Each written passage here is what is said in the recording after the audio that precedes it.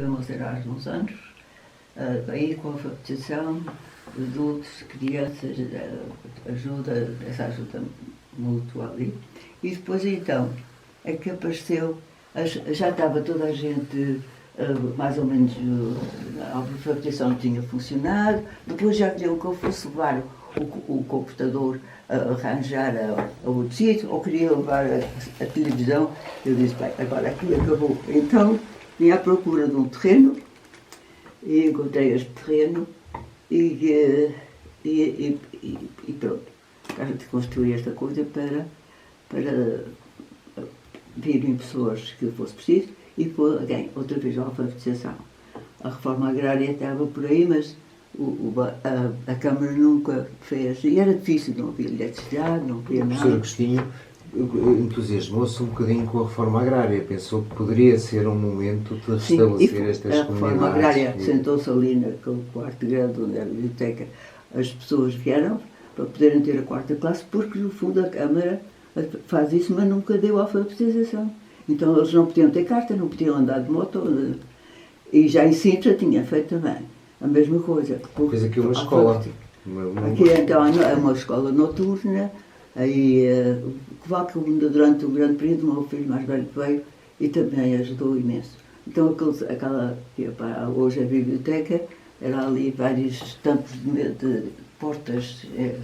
A servir de mesas. E à noite vinha, as pessoas da reforma agrária não tinham tido educação nenhuma, instrução. A Câmara era comunista, podia não deu a alfabetização.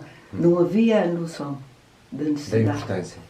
Não podiam andar de moto, não podiam andar de bicicleta. Claro. Já Sintra tinha sido. E também lá foi assim. E o Agostinho chegou a vir cá alguma vez a alguma dessas reuniões ou não? Não. Como? O Agostinho da Silva não. Mas veio cá uma vez aqui, não foi? Olha, ele veio, parece-me que foi convidado a vir à universidade. Exato. E então, teve aqui um bocadinho de tempo. Teve-se aqui foi só uma horita. Entrar e sair. Entrar e sair, pois é. Mas deu cá a sua bênção. Deu cá a sua bênção, não é? Deu a sua bênção. Sim, claro. É claro que a Algis manteve uma correspondência com ele muito grande, não é? Sim, sempre. Isso é muito importante. Até ao fim. Exato. Quando visitei ele já estava mal. Exato. Eu também visitei algumas vezes, pois foi. Não, ele foi sempre um grande ânimo. Daqui. Com as cartas dele. Chegou a ter aqui quase... Foi solitário. Claro. Quase 100 cartas, não foi? Ou mais. Tinha mais de 100 cartas dele, não era? Penso que sim. Mas ele foi dando ânimo neste projeto e foi sim, ele dava ânimo depois. Inspirava, não? Claro, porque eu tinha nessa convicção da necessidade da alfabetização, tinha tido. Além disso, tinha estado em contacto com o Brasil e o México, que tinham um problema de alfabetização e que o Paulo Freire resolveu. E, portanto, com a inspiração do Paulo Freire, já como tinha começado em Sintra, foi uma grande inspiração. Foi com a Branca, não é, que ele teve? A Branca teve também com ele, não foi um bocadinho? Em certos projetos. Lembra-se aquela da Covilhã, a Branca? Bem, a Branca morou aqui. Chegou a morar aqui e tudo? Chegou. Sim, pois é. Morou aqui, pois é. Comprou uma casa. Comprou uma casinha, e participava. Mas então a alfabetização de Sintra não era com a Branca? Não. E aqui também não. A Branca não chegou a fazer... Essa que era assistente social? Sim. Era, pois era. Sim. Pois é. Mas o Agostinho, para si, e o Alfredo interessa desse aspecto, em relação à agricultura, ele chegou a ter assim algo, a dizer alguma coisa? Não tenho. Não tinha tanto conhecimento ele da agricultura? Não tinha tanto. Mas tinha essa visão da importância de estabelecer novas comunidades? Da importância que havia, da modificação da questão do modelo, da ligação das pessoas, da criação. Eu dou-me a ideia que o professor Agostinho da Silva teve algum entusiasmo com o processo da reforma agrária. Sim, claro. Era uma esperança, uma oportunidade. Sim. Como é que ele viveu depois as dificuldades na implementação? Por exemplo, a alfabetização era uma delas, não é? Que ele deve ter a alfabetização era fundamental. Claro. Não, aquela gente da reforma agrária, ninguém lhe deu a alfabetização. Nada. Pois é. E portanto, aqui impôs-se a mim e às pessoas que que comigo, o meu filho por acaso também está, acreditava, e aquela sala grande com os filhos da biblioteca, com tampas de. Não, como é que se chama? Portas. Com portas mesmo, antigas. Por ali fora, cheios de gente, homens que vinham, sem eletricidade lá fora. Pois. Sem eletricidade lá fora, vinham à noite cansados fazer alfabetização. Já tinha feito em Sintra também, à noite. Certo. E ela ia... Isso deve ter dado uma ajuda grande a este núcleo. Sim. Não era indispensável. Claro, claro. Eu tinha vindo para aqui por alguma razão. Não claro. sabia, não tinha sabia imaginado bem que a alfabetização era tão fundamental, porque era tão geral. Por exemplo, a gente da reforma agrária em Monsaraz, ninguém tinha. Lá também. Sentavam todos na mesa da casa. Algice também esteve lá, não foi? Em Monsaraz. Sim, 5 anos. Também fez lá 5 anos. Continua a fazer muita falta, porque agora não há um grau tão baixo, mas continua a haver uma lacuna enorme de conhecimento, de cultura, deste trabalho. Nós devíamos continuá-lo nestas pessoas. Agora, é preciso que haja vontade das pessoas. Pois é. Penso que há lugares onde as pessoas podem ir adquirir esse bem. Mais ou menos, porque há bibliotecas, há hoje em dia a internet, mas, por exemplo, pôr as pessoas a ler os cadernos de iniciação, as antologias, que são tão atuais, por exemplo, uma lógica simples de cultura geral. Não, é capaz de ainda haver muito desinteresse. Não sei se chama desinteresse ou incapacidade de interesse. Exatamente, talvez incapacidade de interesse. Estão muito massificadas para o espetáculo, para a distração, não é? A maior parte das pessoas, não é? Estão muito apanhadas pelo espetáculo, pelo desporto, pela música. Sim. E a leitura e a reflexão é mais difícil, não é? É fatal. Estou numa reunião, desculpa, só diz. Pois é, sim senhora. Não, foi muito... Mas foi...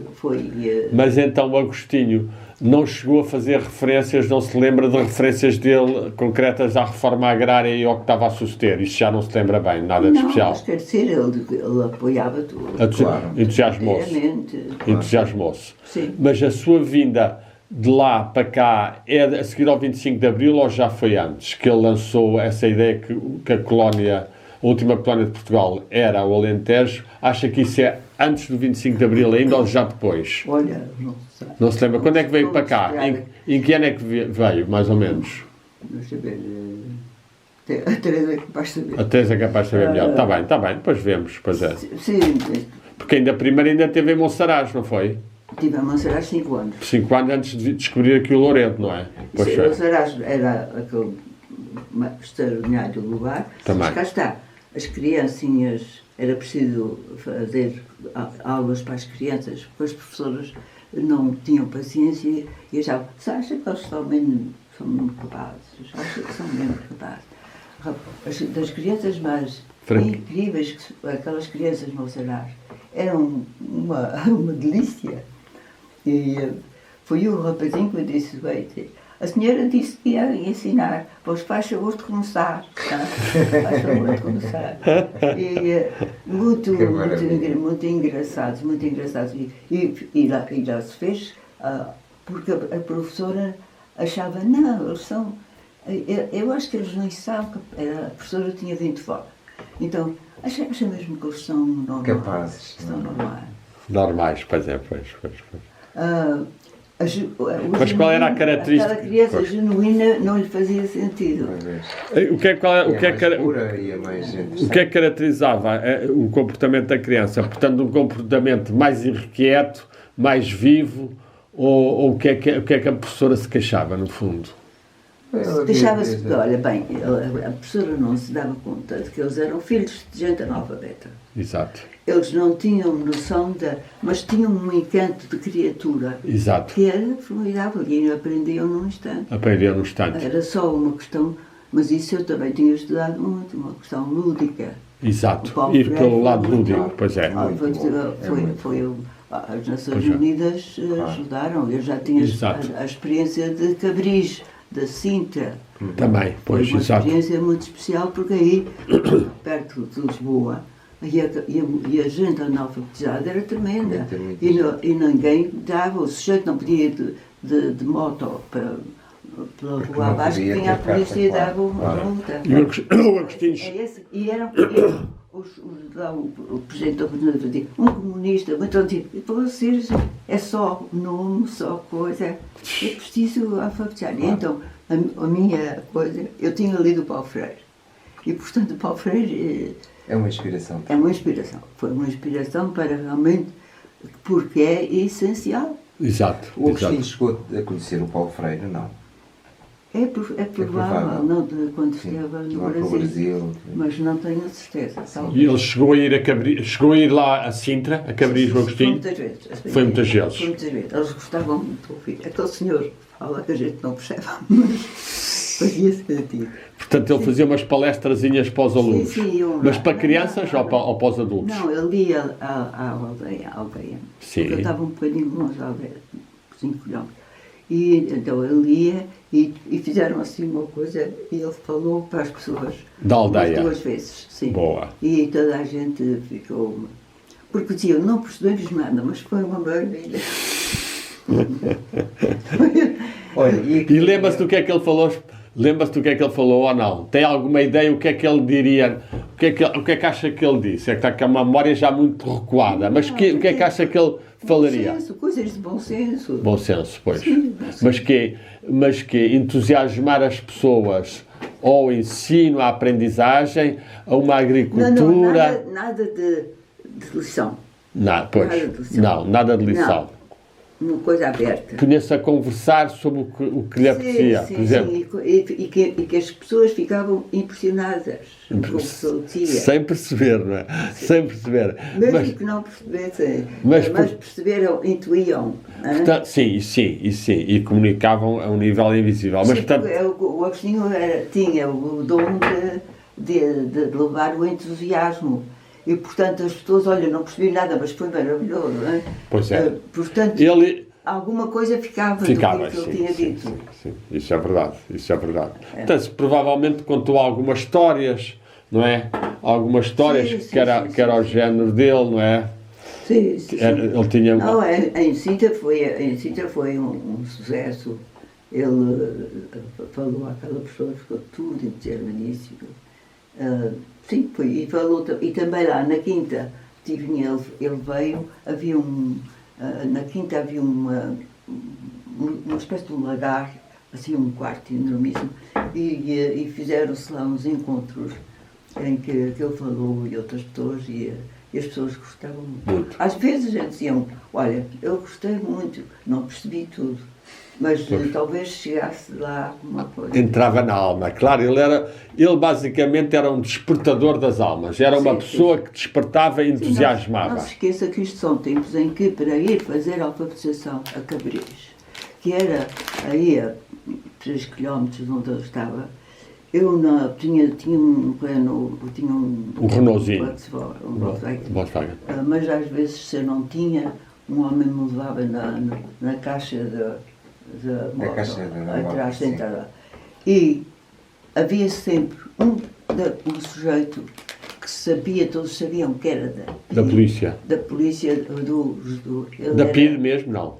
Era um homem enorme vestido. Ele tinha, como é que se chamam aqueles? Eles tinham a Guarda Nacional Republicana, a polícia não é bem, e a PID. Os informadores. Não. É um informador. Via-se lá, ele sentou-se à esquerda, tinha a 4ª classe e tudo, e toda a gente sabia que era informador. Estava a ver. Mas isso era depois do 25 de Abril ainda. Não, antes. Esse antes. Então essa alfabetização em Sintra é pré-25 de Abril. Sim. Isso é interessante. Deve ser. Isso era difícil, porque ele estava ali sempre a ouvir tudo o que se dizia e comunicava. O sujeito, ele era da guarda, como é que se chamava? Começou-se um escoteiro da... Sim, tinha um fato azul. Sim. Ele não vinha com fato azul. Cidade Portuguesa. Mocidade Portuguesa, será? Não, ele era dos adultos. Adultos havia Os legionários? Havia os legionários. Seria o legionário. Ele devia ser um legionário e estava lá ao serviço, tinha tido a 4ª classe e tudo, mas não, nós não aceitávamos. E portanto, e as pessoas todas sabiam. Coisa ia rolando. Esta alfabetização eram os homens das pedreiras. Das pedreiras ali à volta de Sintra. Sim, era um monte de gente que não podiam andar de moto, nem de bicicleta, porque apanhavam. E quem lançou a ideia da alfabetização foi o Agostinho também? Ou não, Paulo Freire. Foi o Paulo Freire. Através de si e de mais uma ou duas pessoas, foi? Através de Algeciras e de mais uma ou duas pessoas, o Paulo Freire não esteve lá, ou teve? Não. Mas inspirou. Inspirou a quem? Algeciras. Paulo Freire. Mas então foi Algeciras que iniciou essa alfabetização? Sim. Foi, uma fabuloso. Vez que vi o Paulo Freire, Bravo. Sabia que havia a necessidade. Bravo. E eu sabia porque é que tinha vindo para Portugal. Giro. E o Agostinho apoiou aí bastante. Nesse sítio apoiou bastante. Aí apoiou bastante. Sim, mas ele não fazia parte desse assunto. Não. Ele vinha de vez em quando. Exato. E falava às pessoas lá, tinha um lagar. Um tal lagar. Grande, e ele chegou a ir falar às pessoas. Mas não era um... Porque ele era que sempre com as cartas dele... As cartinhas. Encorajante. Claro. Isso era muito. E tem escrito... Ela disse que tem escrito alguma coisa? Escreveu? Sim. Fica tudo. Muito bem. Olha, e aqui é um bocado humilde. Teve aqui mais isolada, fez contacto com algumas pessoas. Teve aqui um grupo. Aqui houve alfabetização. Certo. Isso é um ponto importantíssimo. Era a coisa que era mais necessária. Depois, com os adultos, com os meios adultos e tudo isso era essencial. E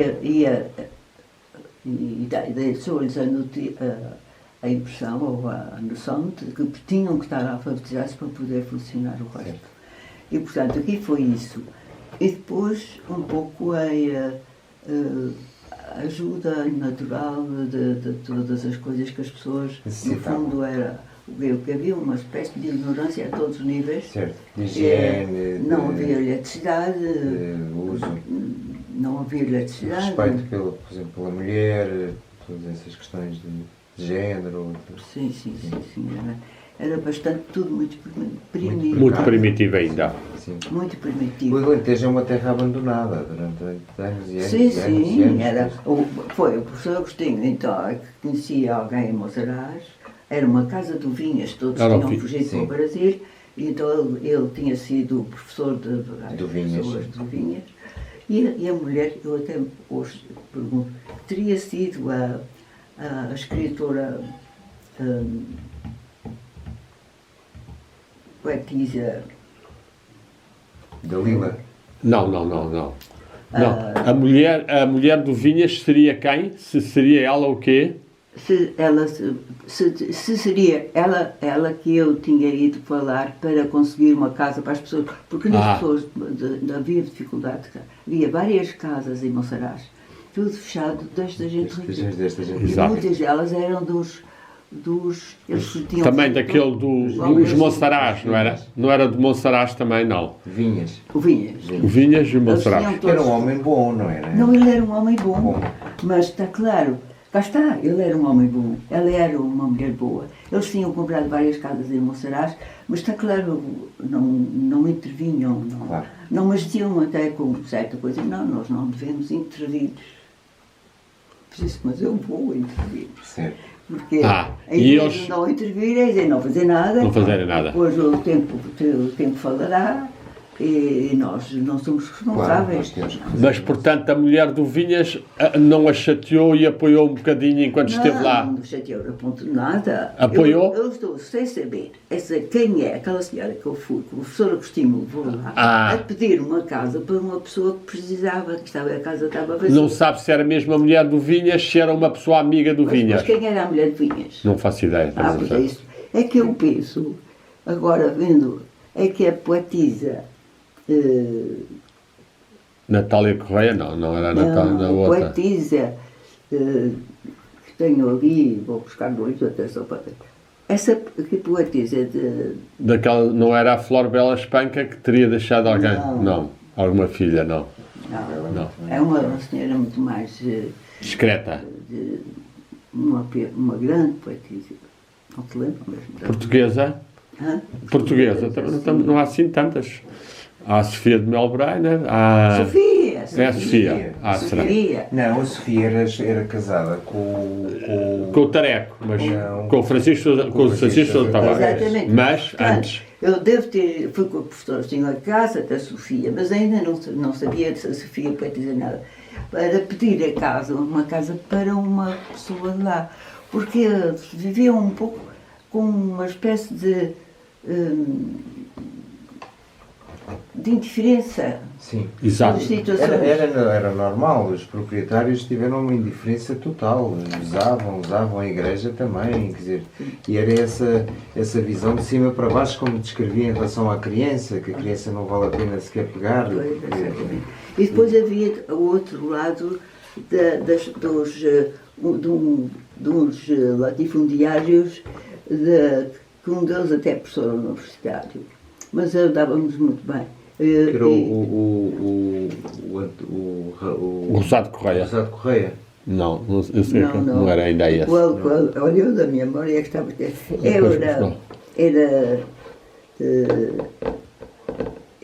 Ligado. Eram donos de tudo, ele andava a cavalo, um homem muito... Aqui havia o conde de... Monsaraz, também ali, não, ali. Não.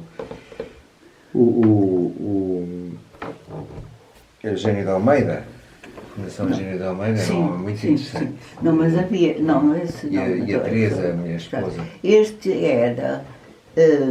era muito vaidoso, tinha uma quinta grande lá embaixo, era professor na universidade. Professor da universidade, pois. Era professor na universidade, e então mandava a cavalo por Monsaraz. Por Monsaraz, pois. E como havia uma senhora inglesa que tinha alugado uma casa lá, a senhora inglesa estava lá no topo, e ele a passear a cavalo.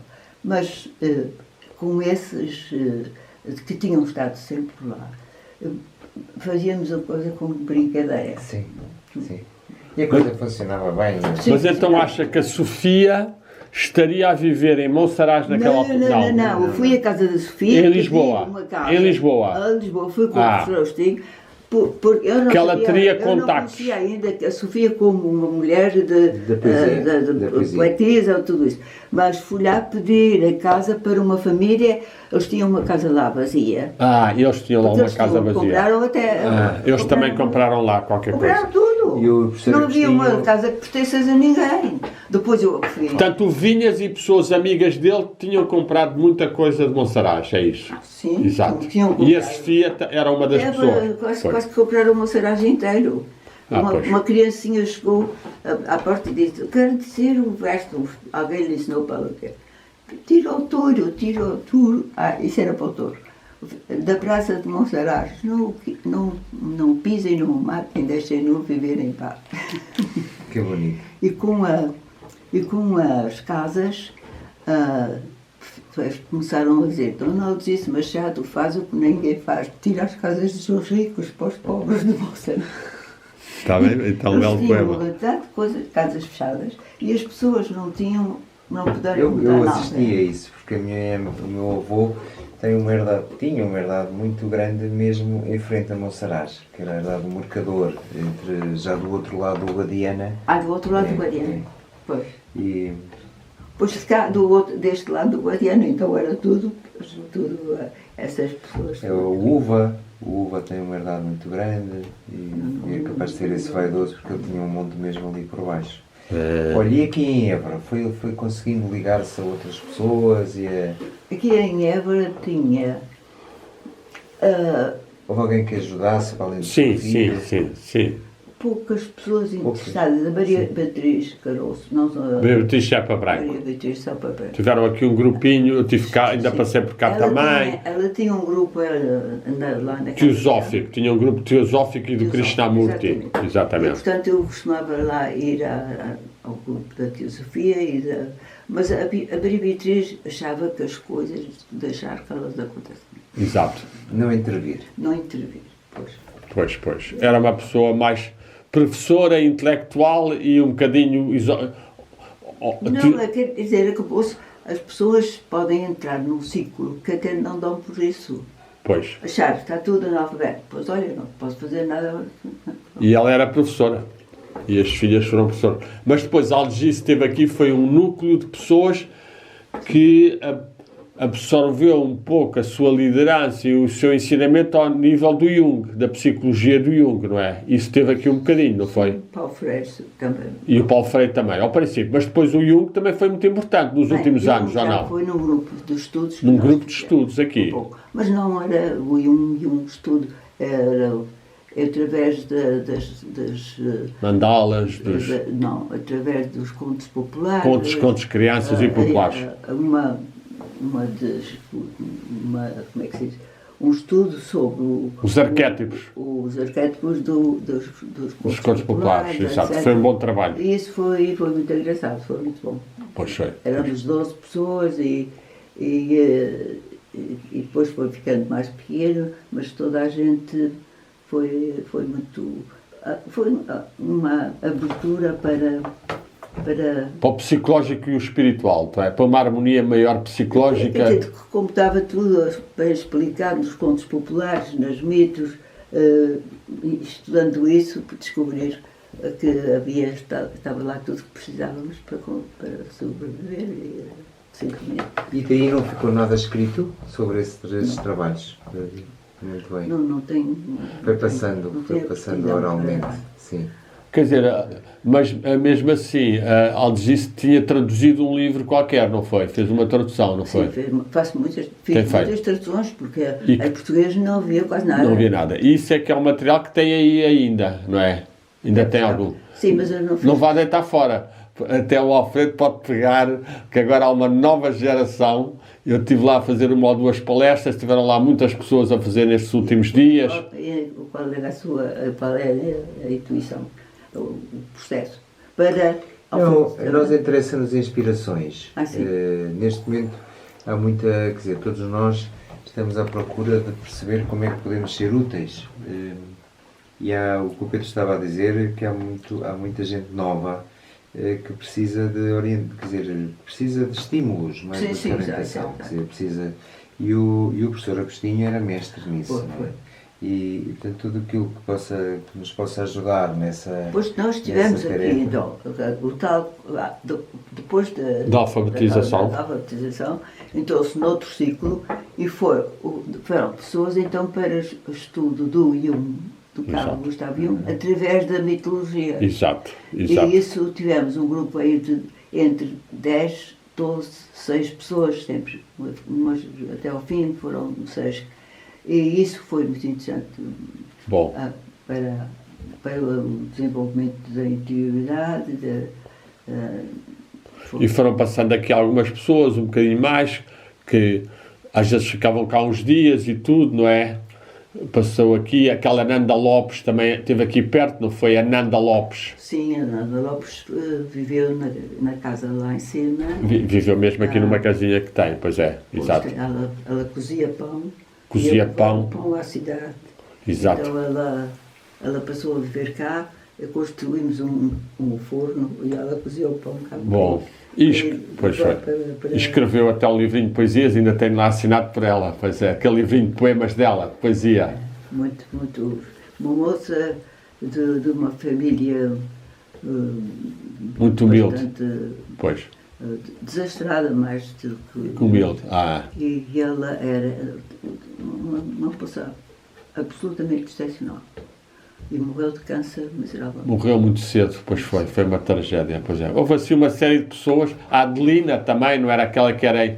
A Adelina também foi assim, também era uma pessoa enfermeira. Sim. E que foi minha aluna no yoga também, não é? Sim. Foi. Porque eu estive aqui a dar aulas de yoga também. E foi nessa altura. Eu conheci Algice pelo Agostinho, não é? O Agostinho tinha essa. Eu acho que um dos aspectos mais importantes do Agostinho era ele entusiasmar as pessoas e pô-las logo em rede com outras pessoas. Eu acho que isso era. Nós, aliás, encontramos lá numa reunião, lembra-se, um encontro que nós tivemos, juntámos os dois sem querer lá em casa dele, lembra-se? Pois. O Agostinho geralmente marcava um encontro de uma pessoa e depois, a uma hora depois... E depois apareceu o filho dele também, não foi? Já não me lembro, talvez tenha uma ideia no fim que também, exatamente. Foi realmente ali de repente uma conflagração de pessoas. Mas a Algis aqui no fundo foi uma pessoa que também trabalhou aqui um bocadinho a agricultura, porque passaram aqui algumas pessoas que fizeram um bocado a terra, o Zé. Sim, foi um bocado... Essa da agricultura foi muito engraçada, as pessoas vieram todas e tudo foram até lá abaixo para ir cavar e tudo. Fé de guerra, uma coisa assim, não deu grande resultado. Não, nós temos cuidado quando cultivamos, a fazer as coisas com aquela necessidade. Com o estrume e com as coisas daqui, sem ir para os químicos nem nada, não é? Mas as pessoas, não havia, a noção é muito o que se pode descobrir. A gente do Graal também passou cá, volta e meia. Passaram cá que tinham vindo não sei se foi dos Estados Unidos, se foi do Brasil. É um grupo muito engraçado, uma delas foi a minha vizinha, a Branca da Lourdes Moura. Pinta, a Branca Moura, pois que essa conheci bem. Ainda estive lá na Covilhã. Havia sempre uma... Bem, eu tinha... Os Estados Unidos, as pessoas falam e tal, mas no fundo há umas bases que são sólidas. E essas bases, quando a pessoa adere a elas, então têm muita importância nas pequenas coisas. E aquilo o que é que acontecia é que as bases, eu penso que agora já é outra era. Sim, mas não havia bases. Não havia bases. E portanto era Mas sempre... que bases é que acha, por exemplo? Diga lá que bases é que está a pensar que faltava um bocadinho. Não, diga lá, deixa lá ver o que ela diz. Que bases é que acha mais ou menos, por exemplo? Bem, quando a pessoa faz uma coisa, ou tem uma base, ou fica só pela superfície. Portanto, um conhecimento... Sim, da planta, da raiz, da planta em si, e que não olha só para a flor que se esfolha logo a seguir. Exato. Portanto, é um pouco isso. Portanto, acha que em relação à maior parte dos projetos, ou dos conhecimentos, ou das atividades, a maior parte das pessoas tinham poucas bases. É isso, mais ou menos, está a dizer um bocadinho. E pouco interesse. E pouco interesse também. Exato. Interesse. Exato. Não. Exato. E, portanto, no fundo, mas Algis conseguiu agarrar aqui, ainda assim, umas 10, 12 pessoas que, por exemplo, a esse nível tentaram ir mais fundo, sim, não foi? O nível de consciência aumentou. Aumentou, pois é. Pouco. Bom. Porque a consciência, bem, eu estudei Jung, Carl Gustav Jung, e também fui aí, e num grupo junguiano em Los Angeles, que tive essa preparação. Mas o I Ching é muito difícil, tem que ser bem trabalhado e tem... Muito difícil, pois.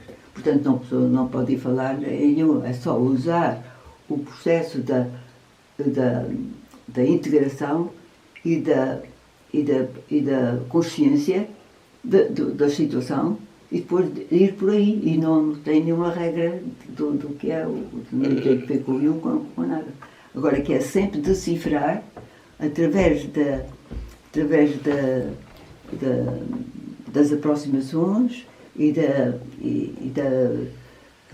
do sentido para chegar às coisas de uma maneira natural, cada um chegar pelo seu processo e não dirigido, não é uma coisa dirigida, assim é que se faz, não. Claro. Cada um sentir o que sente, tomar nota disso, escrever poemas, ler contos para ver e analisar contos.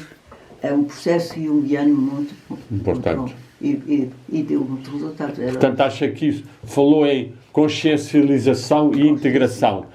Também queria, se calhar, usar a palavra individuação, ou não? Individuação. Também é importante, ou não? Está bem, um pouquinho. A consciencialização tende à individuação. Sim, mais ou menos, cada um tem que ser fiel a si próprio. Fiel a si próprio, que era uma mensagem do Agostinho. E diálogo com os outros. Exato. Não, mas isso tinha o Jung. Exato. E tinha o Paulo Freire. Exato. E tinha o Agostinho. E o Agostinho. O Agostinho, ser fiel a si próprio, era também, quanto a mim, é um dos eixos principais do Agostinho, não é? Sim. Muito. E ele tinha, no fundo, ele estava a falar, há pessoas que acham que há contrariedade, ele no fundo está a ser fiel a si próprio naquela integração do momento com aquela pessoa. Sim. E pode inspirar. E inspirava muito. Eu senti que ele me inspirou. E, claro, a ajuda dele, porque ele escrevia sempre, podia ser uma carta por dia, para dar força, porque isto não era fácil. Claro, Exato. claro. Ainda guardou ainda tem alguma quarta guardada ou não? Ainda tem uma ou duas ou não? Olha, tudo foi já queimado. Tudo, pois foi uma pena. Isso é que foi uma fatalidade. Não sei se é pena, porque no fundo o que Não, porque havia algumas cartas que teriam ensinamentos já não pessoais e interessantes, ou comentários dele. Isso foi uma pena. E em relação ao Espírito Santo, o que é que nos pode dizer? O Espírito Santo, eu sou do Soriana. Ai sim, eu notei um bocadinho da seu... Sabe que eu fui parar aos Açores, porque uma coisa, fiz a costa portuguesa toda a pé. Sim. E depois percebi que ainda não tinha feito os Açores e a Madeira e fui. E fiquei tão encantado com São Jorge, que é o meu escape. Sim. Eu agora sempre que posso fugir aqui deste monstro que eu colhido e que criei este desafio grande, São Jorge tem muito vou para São Jorge e sinto-me lá tão bem, já lá tenho uma casinha. Eu só conheço São Jorge de ler as discussões das pessoas que passavam, porque não de onde é? Da terceira. Da terceira. Muito bem. E depois estive no Pico e estive em São Miguel. E, portanto, agora nunca o Faial também estive no Faial, mas nunca estive no... E qual é a sua impressão de São Jorge? É uma terra que foi sempre subjugada, a terceira, foi sempre de segunda, não, mas São Jorge tem um caráter e uma força. É muito especial. Eu estive lá uns meses e era uma gente pacata. Tudo é bastante simples. Sim. A paisagem pode imaginar qual é. De vez em quando uma baleia a parar. Não, é muito... Ainda chegou a ver baleias? Ainda viu baleias lá nos Açores? Pode-se ver de repente uma baleia assim. Ainda chegou a ver? Sim. Bravo. Que agora já não se vê praticamente, não é? Muito raro, não é? Não, talvez. Aparece assim. Cachalotes. Mais cachalotes. Mas ele estava-lhe a perguntar o Espírito Santo. O que é que se lembra do Espírito Santo? De si ou do Agostinho? Veja lá. O Agostinho e o Espírito Santo, eu não sei até o que é o Espírito Santo para o Agostinho. Ele fala no Espírito Santo, mas nós, nos açorianos, há muita festa do Espírito Santo. Exato. E o Espírito Santo baseia-se numa coroa. Uma coroa de que a pessoa, eu fui não gostei nada disso. Foi coroada, em menina? Não, a pessoa vai numa procissão e vai com a coroa. Aquilo pesa. Sim. Mas as duas crianças vão segurar. E é mesmo uma coisa... Uma tradição. Uma tradição. E eu acho que é uma muito boa tradição. Mas só está a lembrar-se desse aspecto da coroa ou lembra-se de outros aspectos importantes também? A ideia do Espírito Santo é a abundância para todos. E, portanto, faz-se, cada terra tem a festa do Espírito Santo marcada. E depois, num largo ou numa área... Numa rua aberta, toda a gente traz o gado para lá e dão leite a toda a gente. Exato. As vacas. Depois há o pão doce também que distribuem. Isto nas festas da festa daquele, é sempre a festa esta. As arrematações também, há as arrematações. E depois, exatamente. Há as ofertas que são... Sim, porque as pessoas fazem promessas e, portanto, trazem para... Mas, portanto, acha que o Espírito Santo é apenas uma coisa exterior ou corresponde também a certos aspectos psicológicos ou a certos arquétipos? Qual é a sua ideia? Chegou a fazer uma aproximação junguiana ao culto do Espírito Santo ou não? Qual é a sua ideia? Pois é uma coisa, o Espírito Santo é o que nos regula, o que nos... Exato. Portanto, acha que é uma festa de invocação ao misterioso divino que nos rege? Sim, o Espírito Santo nos Açores é aquela fé que, como sabe, o Espírito Santo não tem a imagem, a pomba branca e uma coroa. Exato. E as crianças são coroadas com a Exato. coroa do Espírito Santo. E não há grande falatório sobre isso. Exato. Há o bodo, portanto, Pois ela é. partilha de tudo que há. Claro. Do leite, do Das pão, comidas. do pão doce, da ajuda mútua. Pronto, há um sentimento de fraternidade muito grande. Nesses dias eu acho que esse deve ser talvez o valor ainda mais importante, não? O valor da fraternidade e irmandade e igualdade. Em geral, todo o ano, hein? Todo o ano. Sente que depois está todo o ano. Pronto, isso A é... ideia é essa. Pois. Está Mas a festa ajuda a isso. A festa, Ajuda a claro, isso. Claro. é a As celebração. pessoas vivenciam. Sim, é a celebração da presença do Espírito Santo, Claro. eu penso. Que é isso. Agora, claro que as pessoas fazem de uma maneira de dádiva, porque ficam sempre todos mais a oferecer pão a este, aquele, etc. Exato. Levam às vezes o pão à cabeça quando fazem procissão. Também, pois. E acha que o Agostinho chegou a ter contacto com o Açores e terá... Não. O Agostinho tem a ideia do Espírito Santo no abstrato, Pois, como uma realidade, pois, mas no abstrato. pois. De que é uma realidade, o Espírito Santo não tem Forma, tem forma. pneuma, um Exato. Portanto, ele acredita, é uma inspiração. Inspiração, pois. É uma inspiração desse espírito que existe em todas as pessoas e de que os Açores, não sei lá porquê, começa sim. Conserva isso manifestado Sim, em mas quer tradições. dizer, fazem um projeto de gratificação Exato, dar graças e homenagem à ideia do ao Espírito Divino Santo. Espírito Santo.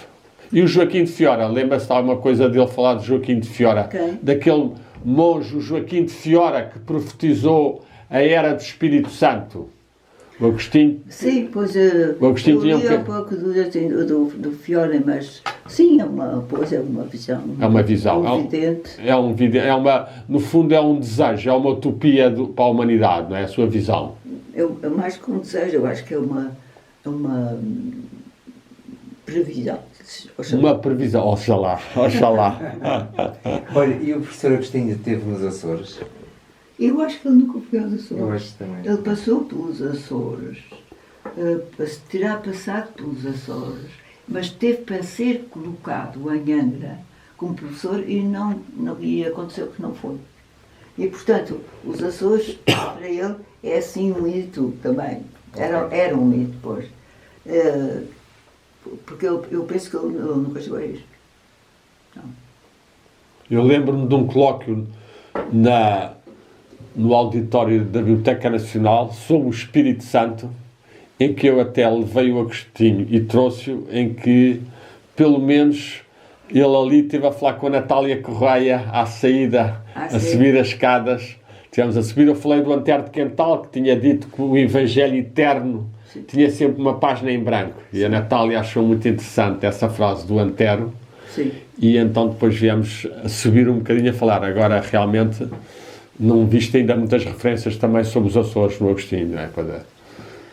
Porque ele tem aqui um bocadinho aí uma ideia de tentar restaurar ou intensificar essa era mais de harmonia, utilizando um pouco a tradição do Espírito Santo. Ele está a pensar erguer até um impériozinho, uma pequena construção harmoniosa lá na própria... Sim, pois. Agora, o que o Agostinho percebeu Sim. é de que a festa do Espírito Santo é uma festa de união e distribuição. Exato. Portanto,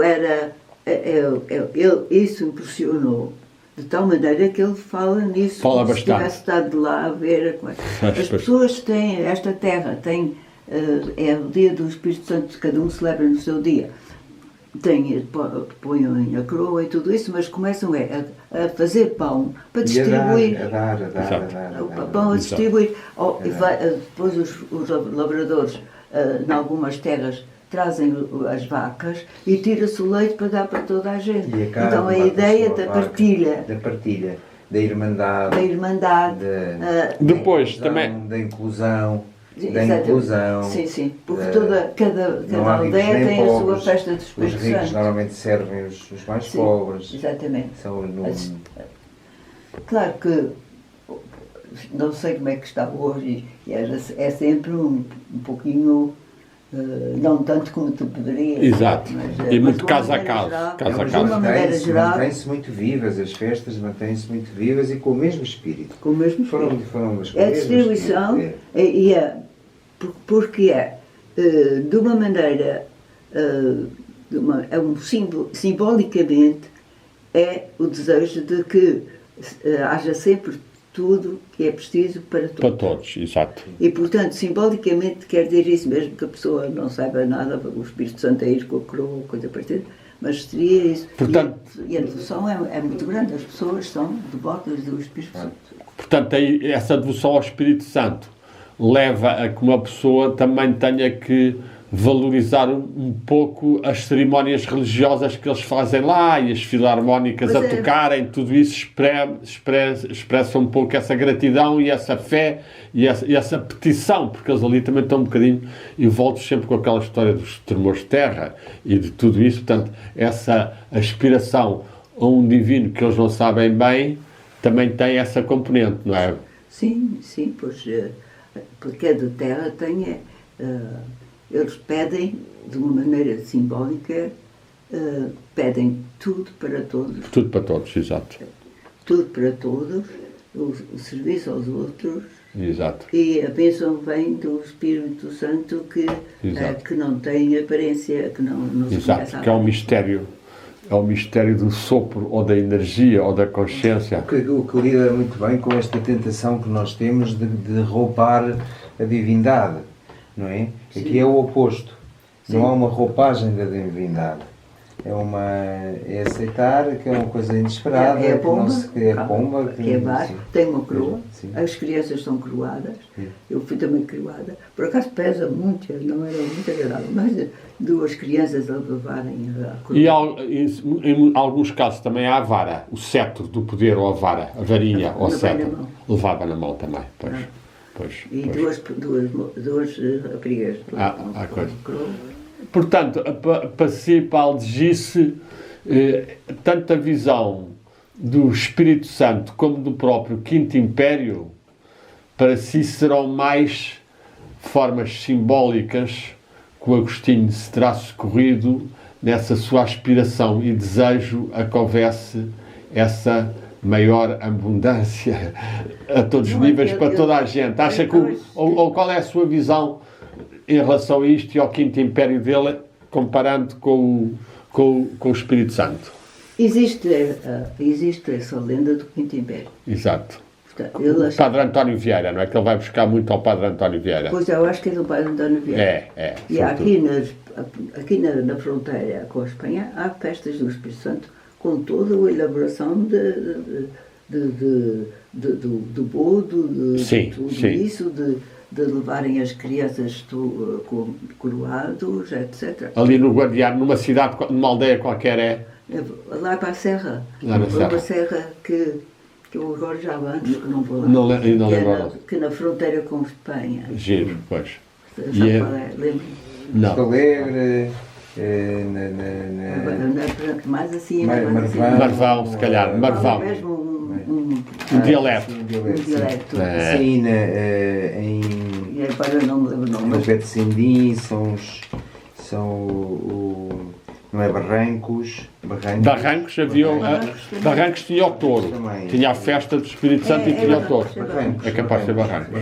Está perto de tanto. E depois também tem a Irmandade com a Espanha, que é muito interessante simbolicamente, não é? Sim.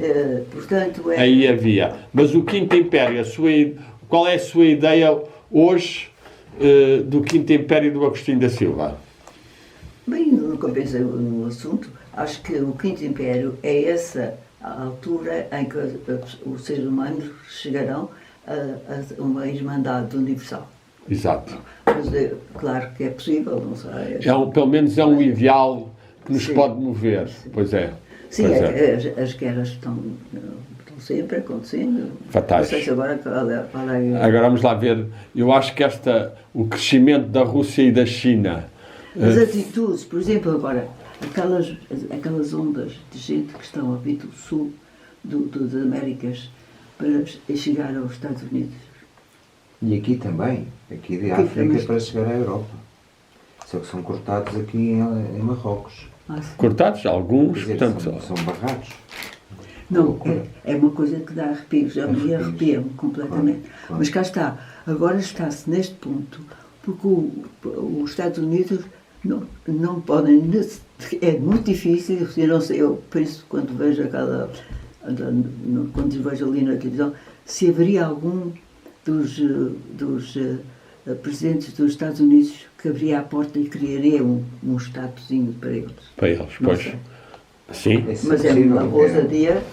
Eles têm tanta terra. O povo tem que pagar. Alguém tem que pagar por aquela história. Eles têm tanta terra lá, tanta terra desaproveitada, os Estados Unidos, é uma coisa gigante. Vê lá se tu já estás mesmo na hora, tens uma reunião, não é? Não, eu estou só a tomar notas. Pois eu penso que... Devíamos ir pensando também para não cansar muito. A audiência vai aguentando, quando ela estiver fraquinha diz. Não, eu acho que é muito... Não chega a ser extremamente cansativo porque é tudo muito necessário. Conversa, pois. De empreendimento, de louvor, de desejo. E no fundo estamos com o Agostinho e com as ideias que o animaram a ele e que animam no fundo a tradição. Não, e que ele acredita que vai acontecer. E que ele acreditava. Ele acreditava que vai acontecer. E eu também acredito. Aldigice, qual é a sua visão no fim da vida dele? Ele continuava com o mesmo otimismo ou não? Ou estava um bocadinho mais temperado? Qual é a sua ideia? Não, ele ficou muito doente. Sim, adoeceu nos últimos meses, não é? Nos últimos meses adoeceu um bocado, não é? Sim, não, isso tomou conta dele, mas ele deixou tanta coisa escrita. Claro. Depois deram-me então, havia uns amigos dele, realmente aquela a Inquisição Portuguesa, uma coisa. Uns amigos dele, ele tinha-me dado numa folha ao Porto. Eram dois homens muito simpáticos. Então, foram mostrar uma cave com um chão de coisa. E eram pilhas de livros dos Agostinho que tinham sido proibidas. Proibidas o que da vida de São Francisco. Que então ele deu-me... Eu cheguei cá com também um grande embrulhão desses. Fui que distribuindo pelas pessoas. Quer dizer, ele fez um trabalho absolutamente extraordinário. De uma bibliografia de tudo o que era importante em Portugal. Ele que ele não caísse em depressão, é preciso ser muito forte. Sim. Bem, ele também fugiu de cá, também saiu de cá e nem se apercebeu bem disso. A Aldigice é que chegou a ver isso. Os amigos dele foram buscar os livros ao lixo e deram montes de livros, eu trouxe quantidades. Mas isso foi a seguir ao 25 de Abril, que libertaram uma zona da censura onde estavam lá os livros, Então, quando é que foi isso? Nada disso foi. Eu fui ao Porto para falar com os amigos dele que tinham guardado que em vez de quando iam deitar tudo para o lixo, eles levaram em Mas deitar para o lixo, quem é que ia deitar para o lixo? Quem? Quem? A PID era? A PID. Às livrarias tirava os livros para deitar fora. Mas aquelas antologias eu acho que não tinham não foram perseguidas. Isso é que porque era tudo era o que era. Ele escreveu em pequenos livrinhos. Uma enciclopédia. Uma enciclopédia, muito gira. O Alfredo tem muita coisa. Eu arranjo-lhe até muitos. E também ainda tenho lá alguns importantes. E sim, agora... Não, quer dizer... Mas eles deitarem fora... Quer dizer, eu aí, por acaso... Pronto, é uma história um bocadinho complexa. Porque a censura portuguesa... haveria no Porto e teriam lá guardados, os livros do Agostinho chegavam lá e assim tantos. É uma história assim um bocadinho, mas essas pessoas que... As pilhas estavam assim, no coisa do senhor, aqueles dois amigos dele, que tinham recolhido. Num chão de... E que eles dizem que tinham recolhido da própria PID, da própria censura. Não. Para não irem para a censura, óbvio. Então... Eles esconderam-nos ali, mas não tinham lugar para os pôr. Isso está bem. Porque eles não eram amigos do Agostinho, do fundo, eles podiam ir à casa deles, eles tinham aqueles livros todos e depois iam por baixo, nem era outro. Iam distribuindo a pessoas amigas e deram uns à Algeciras, etc. Podiam distribuir a toda a gente. A minha ofereceram. Não, pois. Ah, sim. E coitado, aquilo até era... É tão brutal, aquela coisa da história da humanidade, da história livros absolutamente simples, nada. Eu aprendi com ele, muita gente que se alfabetizou verdadeiramente, porque esse é um segundo grau da também foi daqueles que teve a enciclopédia toda. Pois, não, foi ele é que era muito forte para não se cair na questão. Olha que eu fiquei impressionado, eu trouxe um grande montão deles, que distribuí por toda a gente, ainda tenho ali um grupinho, daqueles pequeninos todos. Depois já de ver os que tem, porque o Alfredo tem lá um núcleo grande, até se calhar um dia alguns temos que ver e pode ser que até ele complete a coleção dele, porque ele está quase a completar. Olha, se quiser ver a minha, porque por aqui ninguém vai ficar interessado. Olha, vou mostrar. Exatamente. Sim, porque foi impressionante. E aqui também, eu devo dizer que não tinha muitos amigos que tivessem interesse, pois não. Havia quem? A Nanda ainda conheceu um bocadinho o Agostinho, que eu lembro de ter visto lá com o Agostinho, não é? A Beatriz Serpa Branca já não era muito a linha do Agostinho. A Beatriz Serpa Branca já não era muito a linha do Agostinho. Beatriz Serpa Branca. Era mais a Teosofia e o Krishnamurti. Tinha a Teosofia. Era mais, pois era. Já era uma linha mais espiritual. Não, o Agostinho, as pessoas achavam, sim, ele pensavam que é um pouco delirante ou coisa. Extravagante, pois. Não é extravagante, delirante mesmo. Não levavam a sério, não é? Não sei, é difícil explicar, porque a admiração que eu senti, a primeira vez que ouvi o Agostinho foi no Brasil, na Bahia. O meu marido já conhecia-o, já tinha estado a contactar com ele. O reitor da Universidade da Bahia era um homem aberto, mas que sabia que o Agostinho era persona non grata. Então ele mandava-o viajar para Moçambique, para Angola, para essas coisas. E ele tinha o escritório como é que se chama? Na Cave. Na Cave, é que era o escritório do Agostinho. Porque mesmo na Bahia, com o centro de estudos. Política, não. Quem era aquele? Eu teve um que era amigo dele, que era o Goulart, não era? O Goulart parece que foi amigo, mas depois veio um qualquer pior, não foi? Também já não sei bem. Nós estivemos lá, ele ainda não era persona grata. Já não era persona grata. Não, mas ainda falou no grupo, houve um grande, aquele encontro de língua portuguesa que se faz de vez em quando no Exato. país. Houve nesse ano na Bahia. E, portanto, ele esteve lá e falou, e está claro, alarmou toda a gente, também não parou. Alarmou? Sim, toda a gente, uns assim, outros contentíssimos, outros, lá está ele, etc. Mas tivemos um grande contacto com ele nessa altura, ele estava com uma filha dele e vinha à nossa casa várias vezes, o meu marido gostava muito de conversar com ele. Então ele esteve na Bahia, mas não podia fazer nada senão às escondidas. Pois. O reitor tinha que ter no subsolo depois então mandou para Moçambique. Fosse fazer uma investigação, não sei, ele gostou disso, não sei, nunca sei.